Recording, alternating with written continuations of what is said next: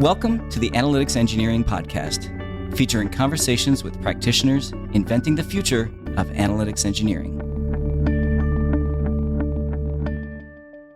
Sometimes it's fun to have a podcast because it just gives you an excuse to hang out with your friends. My guest in this episode is Taylor Brown, COO and co-founder of Fivetran. Taylor and I have known each other for about a decade at this point, and he's an incredible node of connective tissue throughout the entire data ecosystem. Everyone knows Taylor. I got the pleasure of asking him about Fivetran's moat, about the impact of AI on the data ingestion space, about open table formats and catalogs, and a whole lot more. It was a fun episode and one that I think you'll enjoy a lot. Without further ado, let's get into it.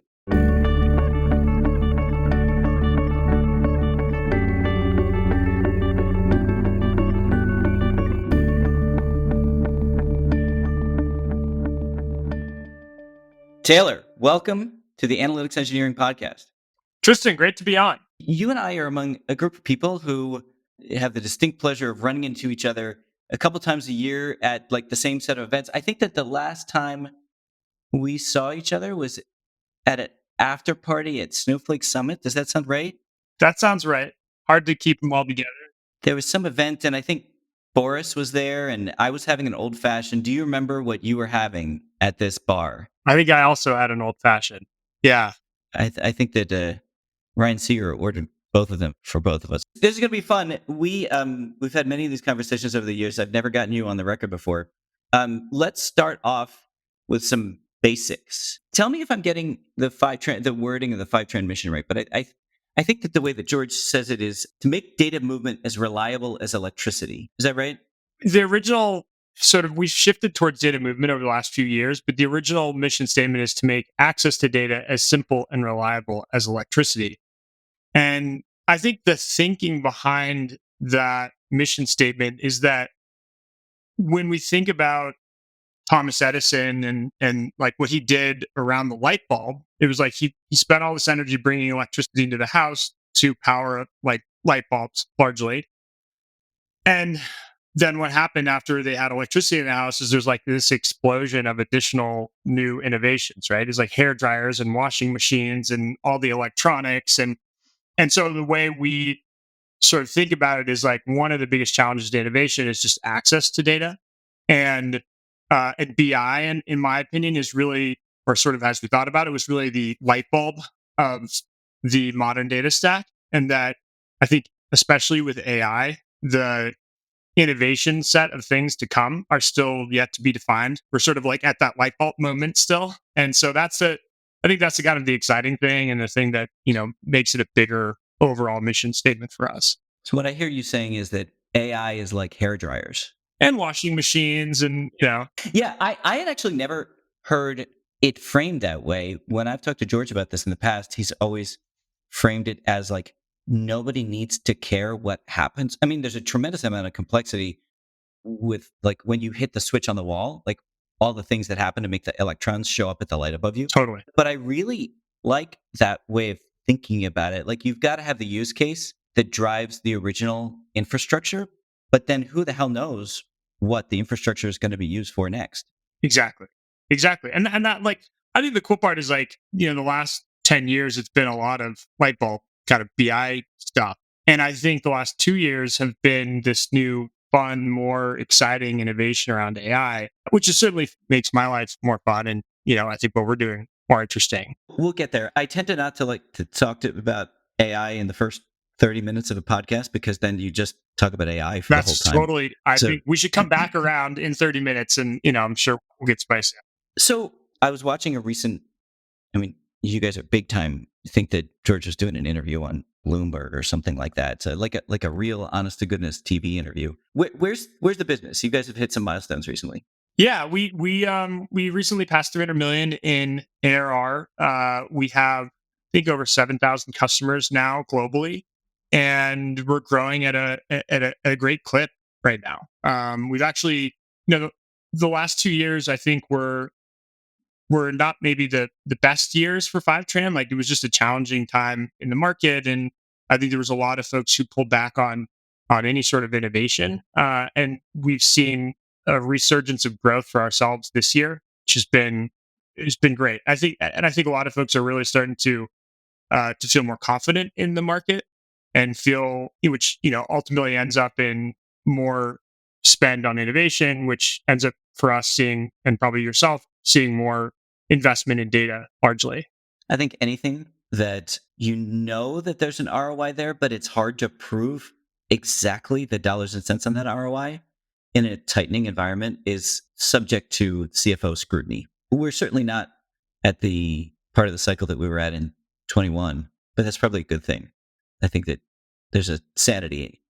It was a little bit insane. Like, I mean, I think there, part of the data investment, as you said, is like this green field. Hey, we're going to go try and do this really big, hairy, audacious thing we've never done before. And we saw a lot of people, sort of trying to do that in 2020, 2021.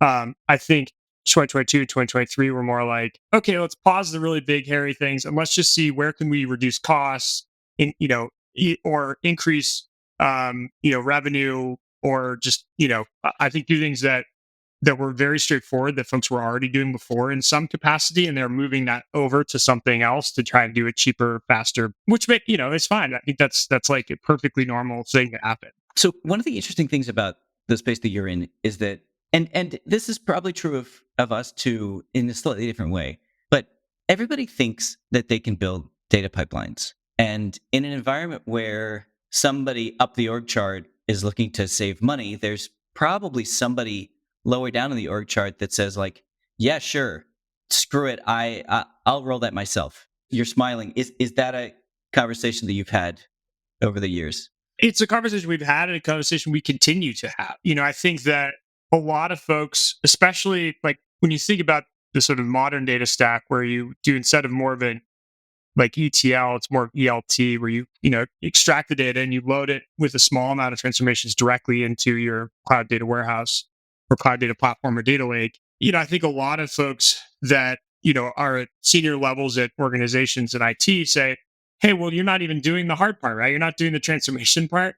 Like they say, the copy command is so easy. Why would I ever use a tool for that? And I think that at a surface level, that's kind of, it can be true. I think when you actually get into the details, there's a lot of complexity, as you pointed out earlier, to moving data effectively, doing it accurately, doing it at scale, making sure that you don't miss any data, doing it incrementally instead of batch. Like there's all this complexity that we put into making it so that we have this highly reliable replication and like sort of copy of your data within the warehouse. And so that's a challenge that we have to face with buyers on a constant basis to help them understand, like, well, why is this cheaper, better, faster than having their own team build it, especially in that scenario where they're like, I have dispersed teams all over the place and I'm just going to have them, build these build the data movement for us. And the quality is like all over the place. A lot of times engineers don't really want to do this. They see this as like a kind of shitty job for them to do. It's not like a way to get promoted, I don't think. Like moving data from point A to point B is not how you build a career. It's like a demotion, really. Like, oh, we got these pipelines. We need you to go do this. And it's like, instead of doing this other cool stuff that we need you, or really important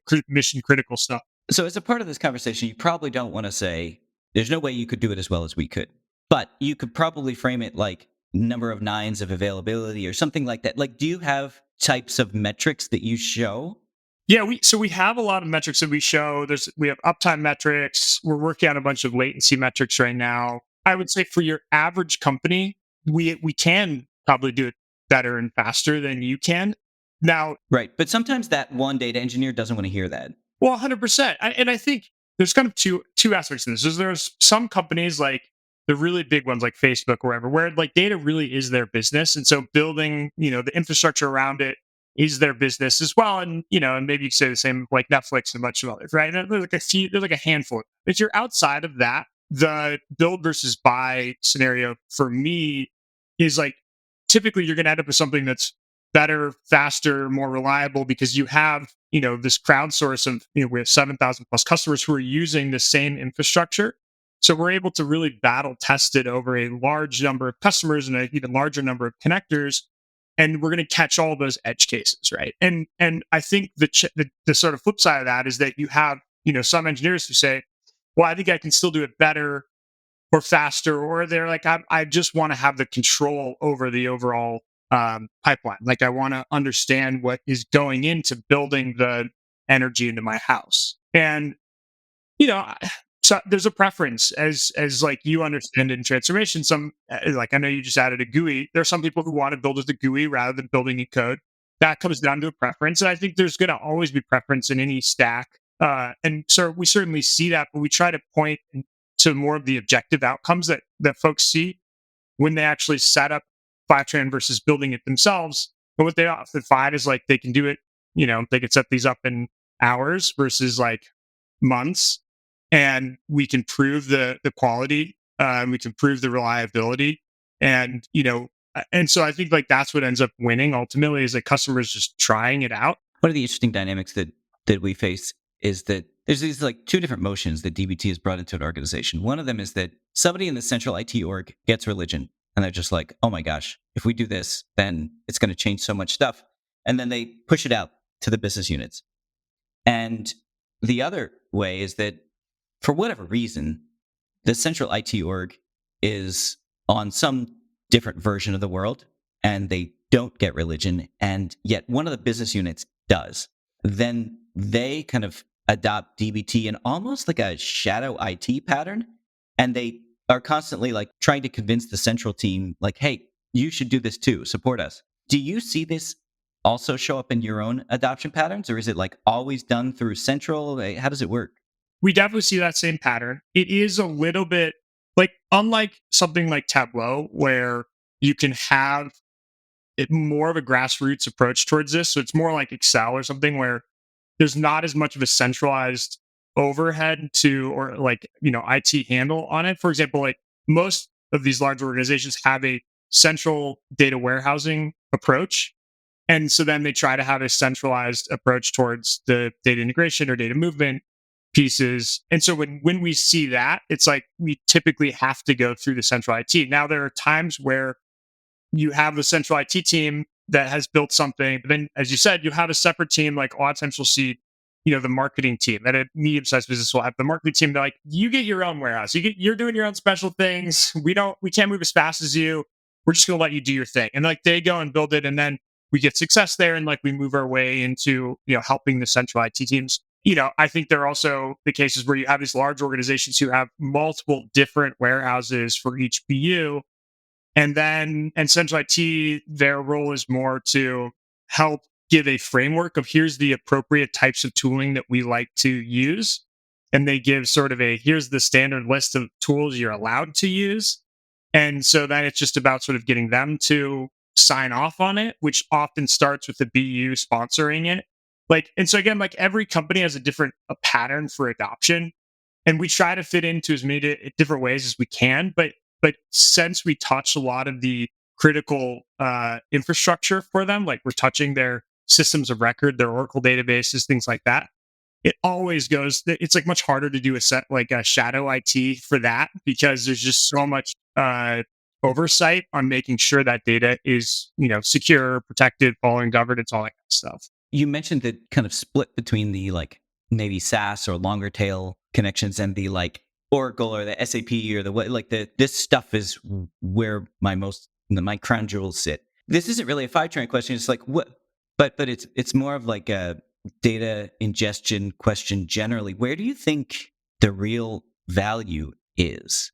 You folks I think you have 500 connectors now. Do you make money off of connectors number 21 through 500, or is it really important to are you going to announce that you have 1,000 connectors in a year? The funny thing is we do actually make money on the last 200 connectors we've added. We make money. Now, the amount of money we make per connection is certainly lower. I guess the way I see it is there's systems of record for companies, and a lot of the systems of record for these older companies that have been around longer are on-premise systems, and they're back to even mainframes. They're Oracle databases, SQL databases, things like that, DB2. And I think for them, a lot of the core information that they need to put into their cloud data warehouse comes from those particular systems. And then more and more those companies are starting to adopt additional cloud systems around that. So maybe they'll add Workday, or they have Salesforce. they'll add Jira, and they start to add some other cloud systems, and those also have value to them. They may not be quite as valuable as their like bedrock of data that they have in these older systems. I think the newer companies don't have that as much of that on-premise system of record problem, because like they're everything they do is in some sort of cloud system. So like Fivetran, for example, like yes, we have a few Postgres databases, but like almost everything else is in a cloud system that we have decided to buy, and that we are running everything on top of. And so for us and for a lot of our cloud native customers, it is more spread across multiple different sources. And so it's, for them, like, and even for ourselves, like if we come in and say we're going to use ourselves, we need to have every one of those different connections.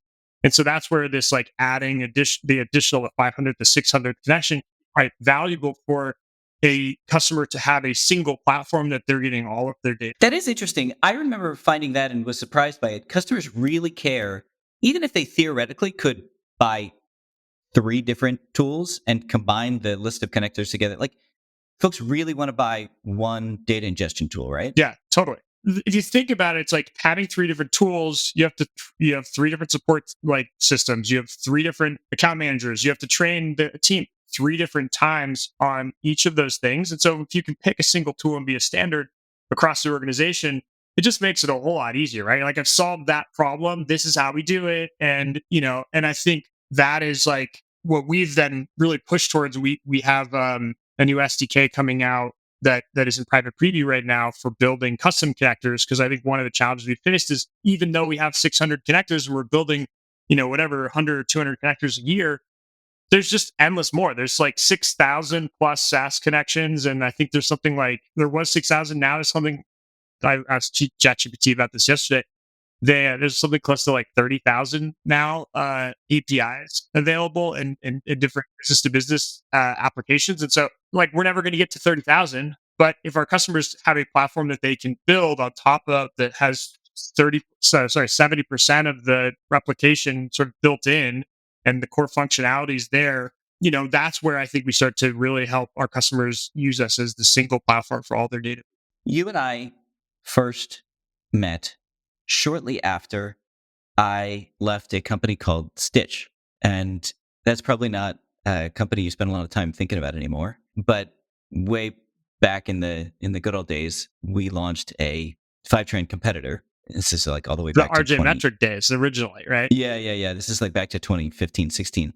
And I left Stitch after helping launch the brand because in looking at the market, I kind of didn't see how to build a moat in data ingestion. And I think that a lot of smart people over the years have said like, ingestion's a commodity. But you folks are kind of empirically proving that there is a real good defensible business to be built in this category. It's hard to argue with success. When you think about the Fivetran moat and with the thing that is like hard to replicate, how do you think about it? It's a good question. One that we've talked about for years. And certainly a lot of our early investors or the early investor conversations ask this exact same question. Like, that's so interesting. Huh? Like, how is this defensible, right? Like, why doesn't one of the hyperscalers build all of the same stuff? And I think what our approach and what our hypothesis was, which I think has turned out to be true, is that while yes, like building these connections in theory is very easy, in practice, there's like 10,000 edge cases that happen, and you only really get to a hardened state over many years and multiple different customers using the same code base, where you run into all these same edge cases or different edge cases. And so like the defensibility is really time and bug fixes over a long period of time against the same code base. And I think the challenge with having other, at least for us, for the hyperscalers and folks like that, the type of problems that we run into versus the type of problems that, say, an Amazon what might be focused on is that like an Amazon engineer is focused on the kingdom that they're building within, which is their own kingdom. Like they have EC2, they have like all the products within AWS. Ours is completely focused on everything outside of our kingdom. Like we don't control anything. We're just dealing with APIs and databases and all the other things that we don't own. And so it's a very different problem And it takes a very different skill set and a very different group of engineers. And I think that that's what we've optimized heavily on over the last 12 years. And so it's a combination of both of those things, like who's on the team, and then also just like this, never ending bug fix challenge that now we have this relatively good moat where, when you set up a Fivetran connector, it's been hardened by thousands of customers and it's going to. George is a little famous in the industry for his spicy takes. Mm-hmm. First of all, I want to know, does he still have WordPress access? Can he still log into WordPress, write a blog post, and hit submit? We don't necessarily use WordPress, but yes, he totally can. We have, You should look into that. You should figure out how to take that, man. No, I honestly really appreciate the fact that George has a strong perspective, and I think he frequently adds a lot of value to the conversation. He recently wrote, I think it was in September, wrote a blog post called "How Do People Use Snowflake in Redshift?" And I thought that it was one of the most. It wasn't honestly that long. You could probably read the whole thing in like 3 minutes, but it really tackled like topics that for the last 10 years we have almost been religious about in the quote unquote modern data stack space. Right. It posited things like maybe we don't need to use MPP engines for everything, and maybe vendors will supply their own compute for the workloads that they're responsible for. Things that, like, I don't know if George realized how spicy some of them were, but I read this and I was like, holy shit, I'm so glad that someone's out there saying this stuff. Have you guys gotten blowback from this? So far, we have not actually gotten that much blowback from it. What I'll say about George is obviously he's extremely bright and he has a insatiable amount of like appetite for reading and thinking about technology. And so, I think the combination of both of those ends up leading to him being quite a visionary thinker in not just at Fivetran, but generally, right? Like, I think he thinks a lot about the data space, a lot about all the way down to the database level, as you can see. And I think that these are just the things that he's thinking about on a regular basis. And a lot of them are somewhat spicy because I think they're controversial, especially because a lot of the, in the case with that post, I think there's a lot of people who are like, hey, we need to use a cloud data warehouse because we have so much data. And then you look at it and you're like, okay, well, actually, when you look at the actual data and the amount of data on average that's being run in Redshift, for example, it's not actually that big. And so it's like surprising because then you're like, well, wow, like, our laptops have actually improved significantly over the last 5 years, 10 years. They could probably run a lot of this compute at, the same or faster without spending any cost, right? And so these are like, they're controversial because they're sort of like, they go antithetical or like the opposite direction of what we've been saying for a long time. And some might say, hey, that goes counter to like everything Fivetran's about. I think ultimately, cares about what is right for the customers and where the industry is going to go. And if something's right for our customers, even if we don't want it to happen, like it's going to happen. And so it's better to just face the reality and figure out like, how do we live within this new world? I think data lakes is a really interesting example of this. Same with like, what he was talking about in that blog post around like using your own laptop versus having to use a cloud-based warehouse. So I don't know. That comments, I guess. Like you should get him on this at some point. No. And yes, I have talked to George a little bit about this, but I wanted to use the blog post as a way to talk about what is the service called? Fivetran Data Lake Service, something. Yeah. How do you call it? Yeah, Fivetran Data Lake Service. Okay. Can you just like tell listeners what that is and how is it different from the way that Fivetran's worked in the past? When we first started, Fivetran was integration to Redshift. Like we just would take your Salesforce, load it into your Redshift in a highly, automated fashion, including, doing, taking the change data, the initial sync of data, creating the tables, loading it all into your warehouse, and updating all that data. So we effectively own that first layer of data within, say, Redshift. And then, Snowflake came along, and Snowflake, the big innovation there was separation of compute and storage, where effectively you had this now elastic ability to grow both compute and storage within the cloud. And that was, really the advent of the modern cloud data warehouse. I think that is 100 times better than the previous version, which is the on-premise data warehouses. The thing that a lot of customers have been asking for since then was like, hey, well, since you're using S3, I'd love to be able to use my own S3 and not have to take all my data in S3 and then also put it into Snowflake's S3 and then like query it on top Snowflake or Databricks or whatever, right? Like, and so that was a lot of customers and people have been thinking about this for for a fair amount of time in the last few years. And like one caveat there is there has been a previous version of just loading it into like S3, which I would call it a data lake version 1, more like a data swamp, where you just pour tons of data in, and then you spend all your time essentially trying to understand what data is in there and sort of transforming it to get to a place where it is actually logical and so I think what the next version of this came along through the open file formats like Iceberg and Delta, which effectively take the organizational approach that you get within a data warehouse and apply that to a data lake. And you have DDL statements and update, upsert, insert, update, and sort of it's organized in a logical way.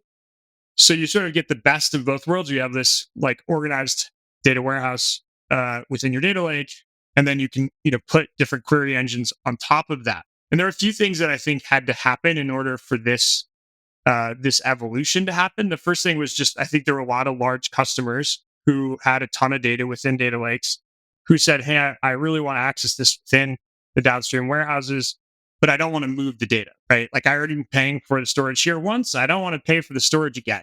That really, that customer first approach really, I think, pushed the data warehouses to now start to support this concept. And I think that also drove the innovation from the, particularly the Iceberg community, open source kind of Iceberg community to then build these capabilities and for folks to start to adopt them.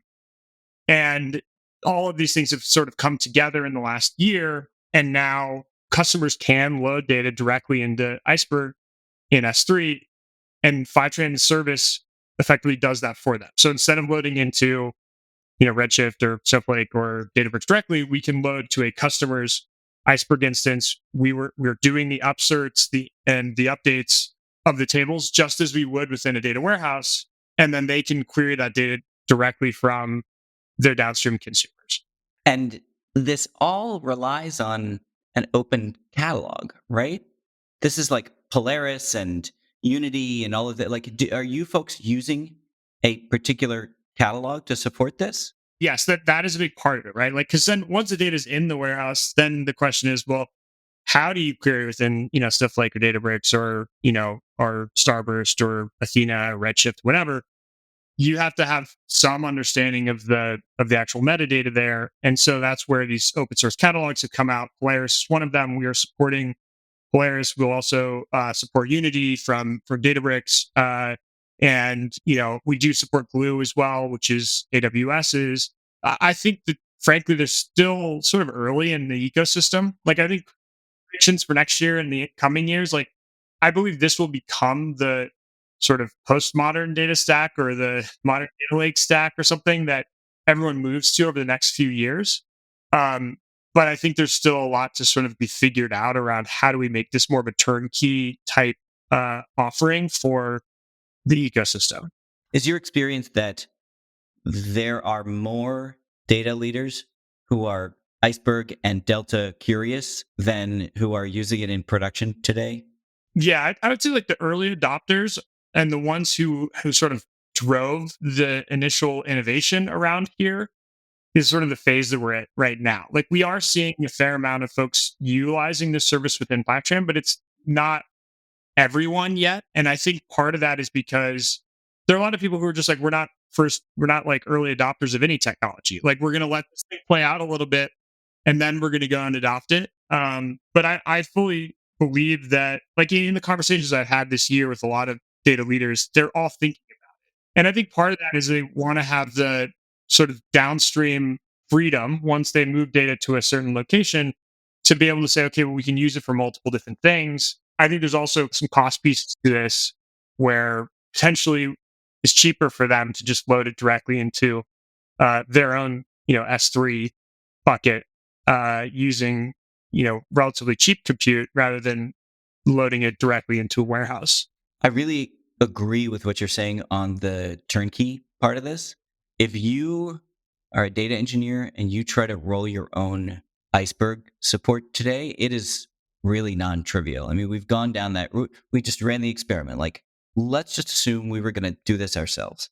And it's not straightforward. But we were able to ship some DBT functionality at Coalesce a couple of weeks ago that you just flip a flag and all of a sudden your model outputs to Iceberg. And I think that is the type of stuff that's going to have to happen For sure. across the ecosystem to make this widely adopted, which I'm very excited about. Yeah, totally. And, well, like, it is very hard to roll it yourself. I mean, it's very hard on the ingestion side, and then it's very hard in the like bronze, silver, gold side. Like, there's still a lot of. So I think like what we've done helps the first part of it. What you've done helps the second part of it. There's still more around the catalogs and all of that. Those that I think they will come together, and it will be exciting. But it's still somewhat early days. So you were talking about Snowflake popularized the notion of separation of storage and compute. I think about this as the separation of compute and compute. Just like multimodality was never really a thing.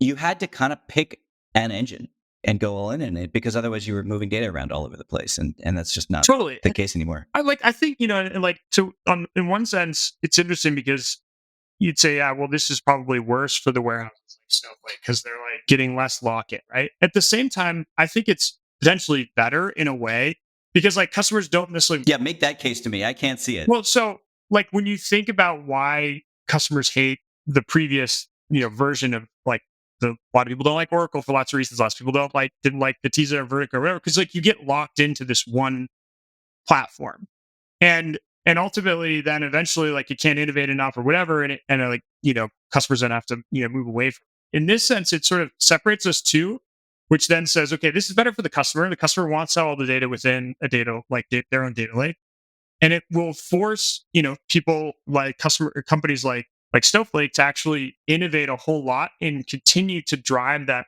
customer value in the things that customers really care about. And so I think like from what I can tell is doing all the right things, focusing a lot on the AI layer on Cortex and building out the key functionality that customers want. And I think if they do this correctly, they'll actually unlock more workloads over time because there are a lot of customers who already have their own data lake strategy who are the ones originally requesting this that will then say, okay, great. Like I'm going to now use Snowflake to query a much larger set of data.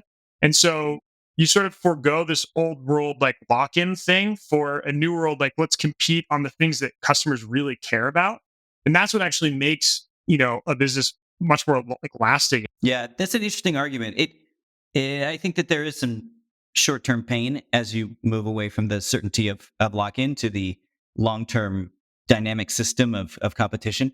But that's, I think, the world that we should all want to live in. Let's pivot from there because I think that's as good of as a place to start talking about AI. If Fivetran is now landing data in a data lake, do you have any visibility into what people do with it? Certainly, there's the electric light bulb, which is in your analogy from before, there's like BI dashboards.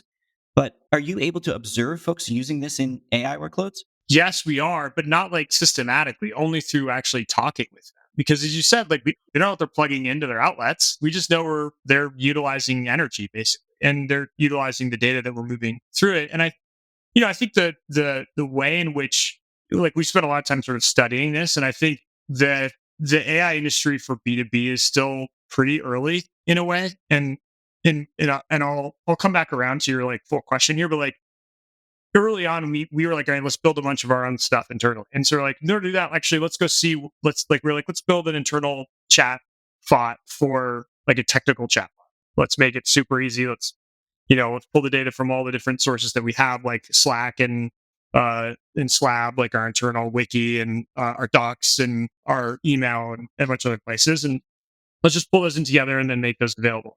And we started talking to a couple different vendors, and the vendors were like, yeah, like we can build this for you. Just like send us all your data in a CSV. And we're like, what do you mean send us your data in a CSV? Like, and like literally 3 different vendors asked for the same thing. And so we were just so surprised that it sort of sounded very similar to like early days of BI.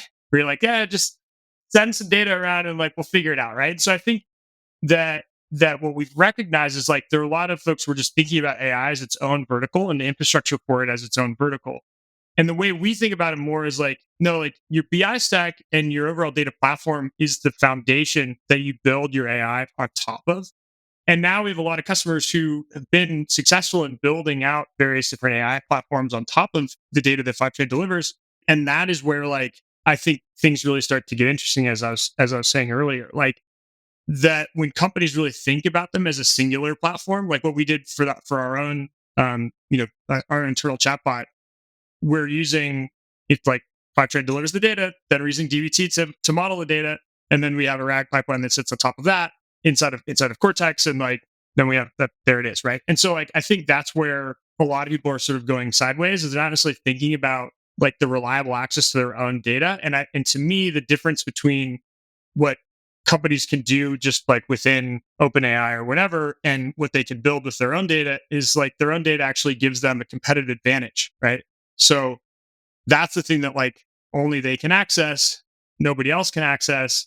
But I don't think anyone's thinking about it in that way, or a lot of folks not necessarily thinking about it at that level yet. I don't know. I'm going to really have a hard time not just stealing your metaphor for like everything I talk about now with AI. If you think about the early days of electricity, you've got a couple rich people in their mansions that have literally called up Thomas Edison directly and said, like, please put a generator in my basement. And it means that they can have dinner parties later at night. Like, okay, cool. And, the generator goes out periodically. And like, that's not the end of the world. You light some candles and you move on. But like when the infrastructure starts powering all the commerce in a city, all of a sudden you've got people who get fired if it goes down. And what do you know? It starts working better. We have not yet unlocked enough downstream use cases to make the infrastructure that both of us are powering have the level of attention on it that it needs to get to, like, whatever, the 13 nines of reliability that S3 promises. But I think that that's one of the things that's exciting to me about AI, is that it is going to drive a lot more attention onto the quality of the infrastructure that Fivetran is providing, that DBT is providing. I completely agree. I think we are still early days where folks are they're still sort of like tinkering with it.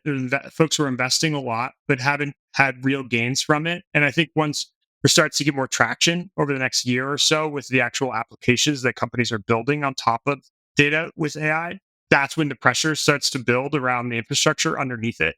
And that's where it really starts to harden. And I'm just not sure we're there yet. And I think that's where we are seeing the successful folks who are building on top of it, on top of Fivetran's infrastructure that are successful at this. Like, can't talk a whole lot about it, but like OpenAI's, building on top of Fivetran, right? It's like, okay, well, that's a pretty good AI use case.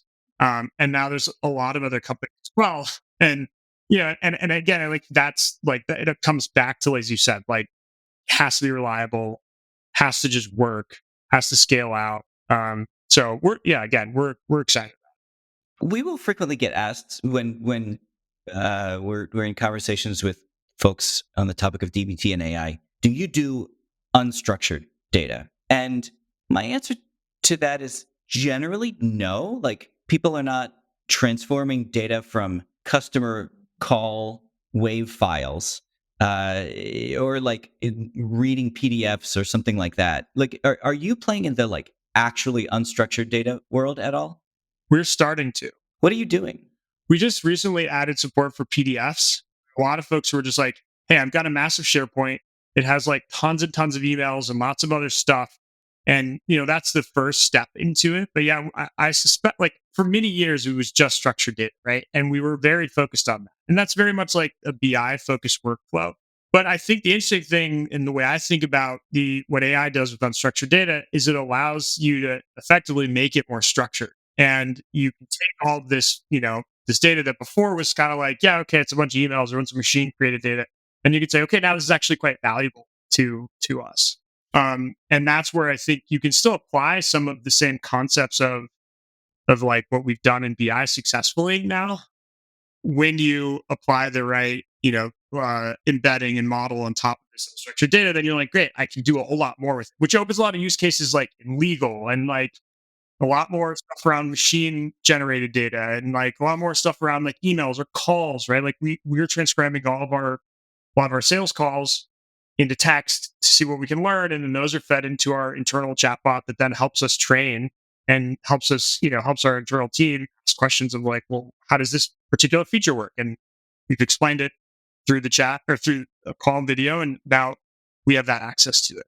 I would bucket the things that we've talked about so far as Fivetran for AI, but there's this whole other bucket of things. My guess is that there's like AI for Fivetran. How is Fivetran's product going to change as a result of AI? Like, is it going to be possible for you to just kind of read the documentation for an API that's like public on the web and just like automatically generate a connector? Like, are you going to like automatically read your internal logs and self-heal pipelines? Like, what's the kind of stuff that you imagine happening? Yeah, so it's funny because like when AI really started to take off, we sat down, and slightly even before that, we have an officer CTO, Mel Blissay, who's very smart, PhD in machine vision. And we said, okay, well, like if AI is going to put us out of business, like let's be the first to do it, right? And so we built an AI app that we can point at APIs that will go read the docs and will generate a full application or a full connector for us. And then we have a human who goes and looks at it, mostly an analyst versus an engineer, who then compares and says, okay, this is right, this is wrong, tweaks this. And then, that's how we're building so many of these long tail connectors, is like through that process. So I was like, oh, this is a cool new idea for your product roadmap. And you're like, no, we did that a year and a half ago.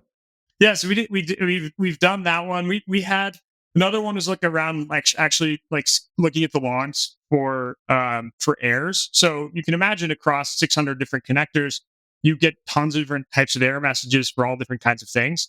And so it was really hard to surface those errors appropriately to customers within our UI when something went wrong. A lot of them were very unhelpful. And a lot of them, like our customers couldn't actually do anything about that. And so we needed to surface those errors to Fivetran internally versus externally. And this has been a hard challenge for many years. We finally we built like an AI app on top of all of our logs that then like goes through and says, okay, let's break this down into like 51 different types, and I think 51, 52, something like that. Versus we had 350 before, but they were like a lot of them were duplicates, but in different versions, whatever, right? So like that has been hugely helpful for us to actually debug what's going on and make sure our support team is like jumping on the right things and our engineering team is. So I think things like that, the humans are really good. I mean, humans are good at fixing things once they know what the problem is, and machines are really good at like scanning through tons of data and understanding like the patterns and what's actually happening. I think a lot more of that will continue to happen, especially at Fivetran, as like we add more and more, data sources, and probably there's more complexity, and we're really focused on trying to reduce this, big field latency as short as possible. There's a lot of like more real-time use cases that our customers are building on top of it. So, again, those are some of the ways in which we're utilizing AI right now. That's cool. Say more about that. You folks have been on the record over the years as being a little contrarian on streaming. And streaming often gets a lot of attention, a lot of hype, like, oh, yes, faster is always better. And I think that very reasonably so, there's been some scrutiny around that. Like, do we really always need data that is, sub-second latency or whatever? What are you folks seeing now that's making you pay more attention to latency? Well, so I think, like in general, I think there's 5 or 10% of an organization needs streaming data where it's like actually real time. There's actually some sort of workload or like on the floor dashboard that folks are looking at in a manufacturing plant or whatever. But a lot of times, executives across organizations will say like, we need real time, and you're like, okay, well, what is the actual outcome of this? Because the problem with real-time streaming is just there's a really high cost. It's a ton more data. There's a lot more tooling you have to build. It's a lot more complicated. And so, generally what we found and our belief has been for that 90% or even more, like micro batches work quite well down to like, 15-minute, 1 minute. Now we're realizing like, hey, if we can even get down to like 5-second or, whatever latencies, that even may move away from having to have a streaming may become 1% of your overall use case. But it's just a whole lot simpler, right? And so customers generally want things to be faster. It's just doing, and so we're doing the hard work to get us there. And I think that does open up more of the use cases of like even the manufacturing floor that I mentioned before. They may have a 5-minute latency, but they just need to have a consistent 5-minute latency where they're looking at that. So we are quite invested in trying to get the micro batch processing down to like very, very fast. Which my guess is that is another one of these moats. It's one of those things that you just like, it takes multiple years to just sand down that time. For sure. We've been working on it for years. Like every year we get a little closer, And I think we'll make some pretty big leaps in our latency this next year. Very cool. Taylor, I'm going to ask you the question that we always use to wrap up the podcast. What is something that you hope is true of the data ecosystem over the coming 5 years?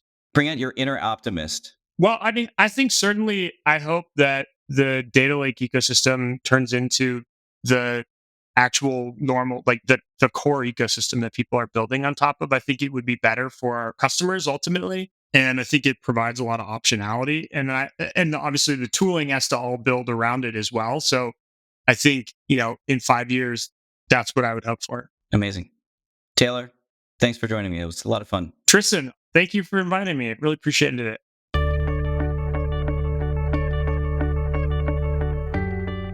The Analytics Engineering Podcast is sponsored by DBT Labs. I'm your host, Tristan Handy. Email us at podcast@dbtlabs.com with comments and guest suggestions. Our producers are Jeff Fox and Dan Poppy. If you enjoyed the show, drop us a review or share with a friend. Thanks for listening.